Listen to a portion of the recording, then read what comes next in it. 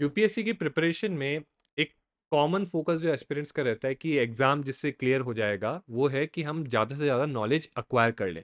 इसीलिए वो multiple resources refer करते हैं, अलग अलग बुक्स पढ़ते हैं, अलग अलग कोचिंग इंस्टीट्यूट के नोट्स पढ़ते हैं, इंटरनेट पे रिसर्च करते हैं। बट इन सब चीज़ों में एक चीज़ जो नेग्लेक्ट हो जाती है और जो बहुत इंपॉर्टेंट और वाइटल है, जो ज़्यादातर टॉपर्स भी एम्फेसाइज करते हैं, वो है कि आप नॉलेज को अप्लाई करो। और अगर मेंस स्टेज की बात करें, तो मेंस स्टेज में नॉलेज का एप्लीकेशन होता है थ्रू आंसर राइटिंग। यानी इवन इफ अगर आपके पास कम नॉलेज है, बट अच्छी आंसर राइटिंग स्किल है, तो आप अपनी लिमिटेड नॉलेज से भी ज़्यादा मार्क्स फेच कर सकते हो और एक अच्छी रैंक फेच कर सकते हो। बट एज वी नो, जैसे ये मीम में भी बताया गया है, जनरली एस्पिरेंट्स क्या करते हैं कि उनको लगता है कि अच्छे मार्क्स चाहिए तो हम ज़्यादा नोट्स पढ़ें, बट नॉलेज के एप्लीकेशन को इग्नोर कर देते हैं। आइदर उनको there is a mental block of some kind, और या फिर उनको ये पता नहीं या इसको नेग्लेक्ट कर देंगे। नाउ आंसर राइटिंग इतना क्यों इंपॉर्टेंट है? तो देखो, एक चीज समझो, इस एग्जाम में 3 स्टेजेस है। अब prelims stage, yes it is important, but ये भी याद रखो कि कितना इंपॉर्टेंट है। प्रीलिम्स एग्जाम आपको क्लियर करना है, और उसके मार्क्स जो है आपके मेरिट में काउंट नहीं होते। फाइनल जो मेरिट लिस्ट बनती है जिस पे रैंक आती है, उसमें मार्क्स प्रीलिम्स के काउंट नहीं होते। अगर प्रीलिम्स की कट ऑफ 90 है, आप 91 लाते हो, आप 100 लाते हो, आप 120 लाते हो, आप 140 लाते हो, सब बराबर है। राइट? आपकी फाइनल रैंक और आपको कौन सी सर्विस मिलेगी, आपका सिलेक्शन इस पे डिपेंड नहीं करता कि प्रीलिम्स के मार्क्स में आप कितने लाए, क्योंकि वो मेरिट में काउंट नहीं होता। Yes, it is important in the sense कि एक गेटवे है। प्रीलिम्स नहीं क्लियर करोगे तो मेंस नहीं दे पाओगे। अब उसके बाद आती है मेंस स्टेज। तो मेंस और इंटरव्यू में देखो, तो इंटरव्यू है 275 मार्क, जबकि मेंस है 1750 मार्क। तो अब आप खुद ही समझ गए होगे कि मेंस जो है इज द इंपॉर्टेंट स्टेज, जो major chunk of the marks होते हैं मेरिट के, वो मेंस स्टेज में है, जिससे आपकी फाइनल रैंक डिटरमाइन होती है। और interview is more like an icing on the cake.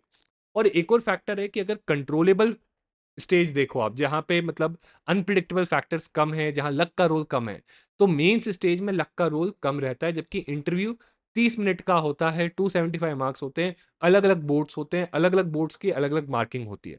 Right? तो यहाँ पे लक का फैक्टर हाई होता है। इसीलिए अगर आपको एग्जाम क्लियर करना और अच्छी रैंक लाने, तो प्राइमरी इम्फेसिस इस पे दो। Okay, this should be the main emphasis. और इस मेंस स्टेज में इम्फेसिस भी करना है, तो नॉलेज तो अक्वायर करनी है, बट साथ में एप्लीकेशन पे भी इक्वली इंपॉर्टेंट फोकस देना है।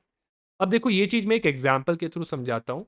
तो दो एस्पिरेंट्स की स्टोरी बताता हूँ जिनकी almost same level of knowledge है। इनफैक्ट आप मान के चलो, जितने भी लोग इंटरव्यू देते हैं ना, तो जो 3000 लोग इंटरव्यू देते हैं जिसमें से 1000 लोग सिलेक्ट होते हैं, ये जो 3000 इंटरव्यू देते हैं सबका नॉलेज लेवल ऑलमोस्ट सेम होता है। ठीक है? बहुत सब्सटैंशियल डिफरेंस नहीं होता। ये मैं अभी आपको रियल जो मार्क लिस्ट है टॉपर्स की, उसके थ्रू भी दिखाऊंगा। बट रैंक्स डिफरेंट आती। तो मान लो दो लोगों की नॉलेज लेवल सेम है, दोनों ने एनसीईआरटी पढ़ी, स्टैंडर्ड बुक पढ़ी, मेंस स्पेसिफिक नोट्स बनाए, रिविजन्स भी किए, राइट? टेस्ट सीरीज भी दी इवन, मान लो मेंस की। बट एक पर्सन था, उसने एक चीज एक्स्ट्रा की। राइट? उस पर्सन ने, से let's say this is the aspirant A, तो एस्पिरेंट ए ने थोड़ा सा एक्स्ट्रा एफर्ट लगाया, डेली आधे घंटे का, और रेगुलर आंसर राइटिंग की। मैं यहाँ पे रेगुलर आंसर राइटिंग की, टेस्ट सीरीज की बात नहीं कर रहा, मैं डेली आंसर राइटिंग की बात कर रहा हूँ, या रेगुलर आंसर राइटिंग की। रेगुलर रोज आंसर लिखा, उसका इवेल्युएशन किया, इवेल्युएशन सेल्फ इवेल्युएशन कर लिया, उस पर फीडबैक लिया कि अच्छा अगले आंसर में मैं ये चीज बेटर कर सकता हूँ, और फिर अगला आंसर लिखा, और उस आंसर में वो इंप्रूवमेंट लाया। ठीक है? तो ये एक चीज एक्स्ट्रा की है, लेट्स से एस्पिरेंट ए ने। अब ये एक चीज करने से उस एस्पिरेंट को क्या बेनिफिट होगा, और अभी मैं आपको रियल मार्कशीट के थ्रू डिफरेंस भी समझाऊंगा, कितना बड़ा डिफरेंस क्रिएट कर सकता है। इस एक चीज को करने से आप मान के चलो, उसकी बेटर अंडरस्टैंडिंग होगी कि भाई मेंस स्टेज की क्या डिमांड है। क्योंकि जब तक आप आंसर लिखोगे नहीं, आपको कैसे समझ में आएगा आपको किस तरीके का कंटेंट चाहिए आंसर करने के लिए? राइट? मान लो मैं पढ़ रहा हूँ, मैं आंसर नहीं लिख रहा, मैं पढ़े जा रहा हूँ, मैं कंटेंट पढ़े जा रहा हूँ, मुझे फील होगा, मुझे ये लगता रहेगा कि हाँ, मैंने तो ये आएगा एग्जाम में, ये चीजें पढ़ ली, बट मैंने आंसर लिखा नहीं, तो एक्चुअल रियलिटी में मुझे किस टाइप का कंटेंट चाहिए वो नहीं पता चलेगा। जबकि कोई दूसरा एस्पिरेंट है, उसने अगर वो रियलिटी में आंसर लिखता है, राइट, पढ़ने के बाद आंसर लिखता है, और फिर उसको रियलाइज होता है कि यार मैं अच्छा आंसर नहीं लिख पा रहा हूँ, क्योंकि मेरे पास ये वाला कंटेंट नहीं है, या मुझे अपने नोट्स इस तरीके से स्ट्रक्चर करने हैं, तो वो पर्सन उस तरीके से मेंस की डिमांड के हिसाब से पढ़ना स्टार्ट कर देता है। दूसरी चीज है कि नोट्स, तो देखो नोट्स बनाना बहुत इंपॉर्टेंट है यूपीएससी के लिए, और मेंस स्टेज के लिए तो इट इज इंडिस्पेंसिबल। चलो प्रीलिम्स के लिए ये भी मान सकते हैं आप, स्टैंडर्ड बुक्स रेफर कर लो, बट मेन स्टेज के लिए तो इट्स इंडिस्पेंसिबल। और अच्छे नोट्स मेंस के लिए आप जब भी बना पाओगे जब आपको ये समझ में आएगा कि उन नोट्स में आपको किस तरीके के क्वेश्चन आए उस टॉपिक से, उस टॉपिक में किस तरीके का कंटेंट चाहिए आपको आंसर लिखने के लिए। और वो जब भी आएगा जब आप आंसर राइटिंग करोगे। तो अगर आंसर राइटिंग करते हो रेगुलर बेसिस पे, तो आप अच्छी क्वालिटी के mains oriented as per the demand of the exam notes बना सकते हो। प्लस एक और चीज, जैसे जैसे आप आंसर प्रैक्टिस करते हो आपकी स्ट्रक्चरिंग एंड प्रेजेंटेशन इंप्रूव होती है। Plus this also depends on your notes. जितने अच्छे नोट्स उतने अच्छी स्ट्रक्चरिंग और प्रेजेंटेशन, क्योंकि आपके आंसर्स जो है आपके नोट्स में जो जैसे कंटेंट स्ट्रक्चर्ड होगा, ट्रस्ट मी आपके आंसर्स में भी कंटेंट वैसे रिफ्लेक्टेड होगा। अगर आपने नोट्स नहीं बनाए तो आपको आंसर लिखते वक्त स्ट्रक्चरिंग में प्रॉब्लम आएगी 100%।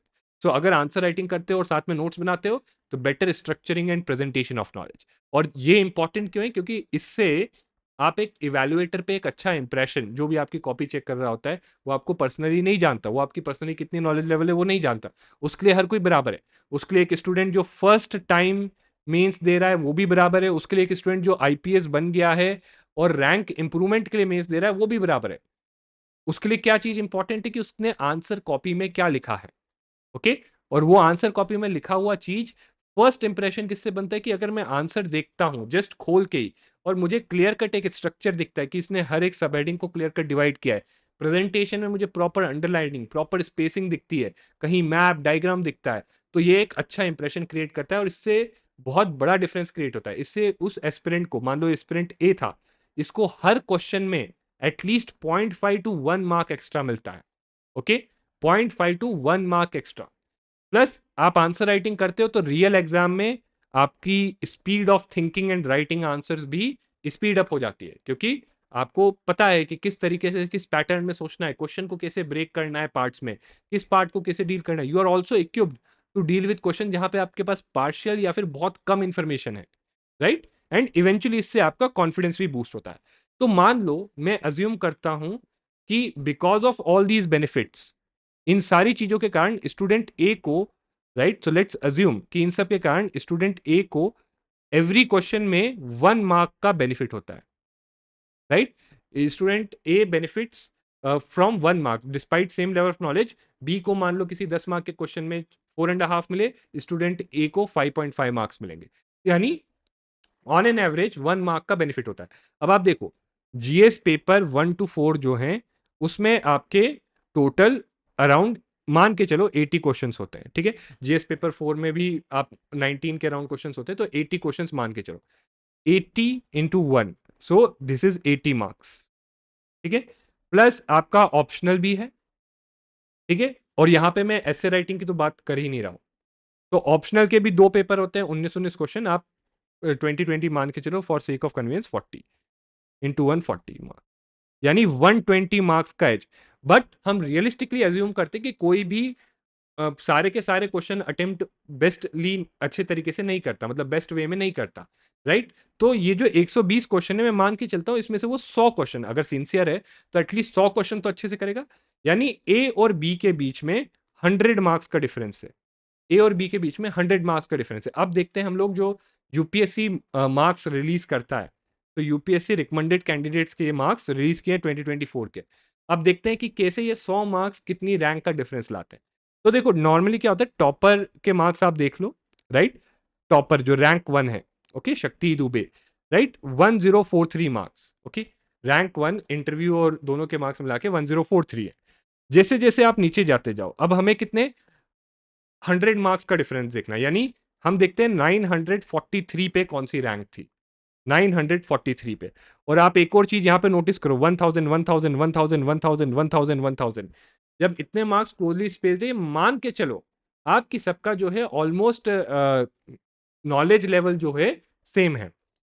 तो 1000 1943, लेट्स सी।